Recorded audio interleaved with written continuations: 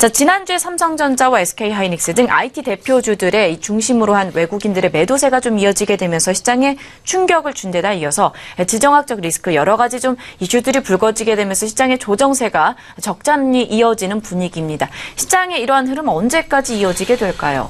네, 이 조정의 성격을 잘 규명을 해서 현재 시장에 잘 대응을 해야 될 것 같습니다. 지수도 그렇지만 시장 판도 측면에서도 지수가 미치는 영향은 거의 절대적이다라고 이제 할 수 있어서 더욱 그렇다는 건데요. 일단 수급을 보게 되면 오늘 외국인들이 2,500억 원 순매도를 함에 따라서 현재 8개월 만에 순매도로 전환된 그런 모습으로 집계가 됐습니다. 그것만 봐도 다소 이제 불안한 수급상 다소 불리한 쪽으로 흘러가고 있구나 하는 것을 충분히 알 수가 있다는 건데요.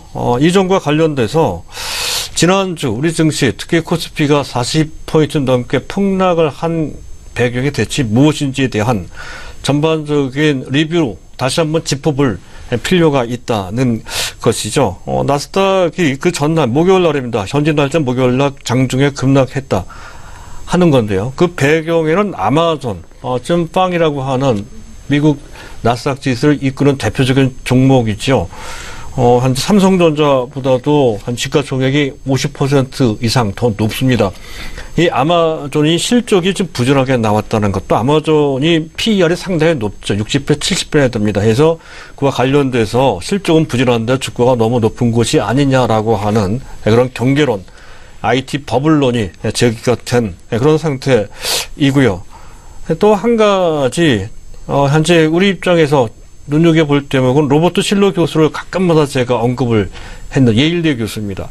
자, 이 사람이 전통적인 현재 수년간 지속적으로 경계론, 버블론을 제기했던 대표적인 비관론자입니다. 이 사람이 지난 5월 달에 비관론을 접고 현재 강세론자로 전환을 했다, 전향을 했다는 말씀을 드린 바 있는데요. 이번에 또 다른 말을 했습니다. 비관론을 다시 제기를 했다는 거죠. 다시 그 양반의 원래 자기 본색, 비관론입니다. 비관론 본색을 드러낸 것이 아니냐 하는 건데요. 너무 조용하다는 것이죠. 카페라고 하는 경기조정 주가 수익 비율, 이 사람이 만든 지표입니다. 그 기준으로 봤을 때 역사적으로 볼 때 세 번째로 높은 그런 상태도 한 전까지 제시를 하면서 비관론을 제시했다는 것. 너무 또 조용하기에 이런 상태 자체 잘못하면 미국 증시가 폭락을 할 수도 있다 하는 것. 이 얘기가 나오자마자 지난주 목요일 날 미국 현지 날짜입니다. 현재 폭락을 했다는 건데요. 그런 폭락의 애꿎게도 우리 증시에 그대로 전달돼서 우리 증시를 강타하는 모습이 그 다음날 아침, 그 다음날 금요일 날이죠. 한 하루 종일 우리 증시를 뒤흔들었다 하는 거죠. 이 영향을 상당히 많이 받았다 하는 거고요. 또 한 가지 같은 날 거의 비슷한 시점에서 반도체 정점론이 나왔죠. JP모건과 UBS 증권에서 제시한 그 전부터 꾸준하게 계속 제기했던 문제입니다. 이 문제가 또 시장을 흔들었고요. 또 현재 전체적으로 보면 펀드 측면에서 본다면 계절적 측면도 측면이 있습니다. 연간 목표 수익률을 벌써 2배 이상으로 달성한 펀드들이 수두룩하게 많습니다. 따라서 이 상태에서 이익을 어느 정도 확정시키거나 최소한의 이익을 확보시킬 필요가 있다는 것이죠. 그래서 이익 실현 차원에서 매물이 나왔다는 측면도 말씀을 드렸고요. 또 대형 IT에 너무 편중된 포트폴리오가 문제가 된다는 것이죠. 그래서 그것을 포트폴리오를 조절을 해서 대형 IT에서 물량을 좀 빼고 다른 쪽, 특히 산업 소재 쪽으로 현재 그 초점을 좀 돌리는 그런 움직임도 좀 있었고요. 또 현재 우리나라에 초점을 맞춘다면 대북 리스크, ICBM을 다시 발사하는 그런 도발을 했다는 것. 또 현재 미국은 세컨드리 보이콧을 검토할 정도로 강경하게 나오고 있다는 것 등이 우리 증시를 압박했던 악재. 이 악재들이 상당히 많은 악재들이 그날 또 하필이면 동시에 나왔다는 것. 이것 때문에 크게 빠졌다라는 건데요.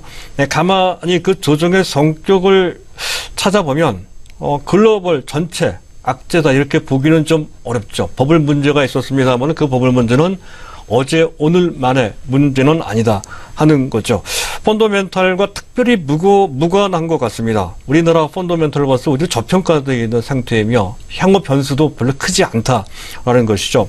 우리 시장에 특화된 어떤 특정 상황에 맞춰서 비체계적인 위험, 비체계적인 위험은 종목 분산을 통해서 그 위험을 피할 수 있는 개별 위험, 우리나라에 국한된 개별 위험이라 이렇게 볼 수가 있습니다.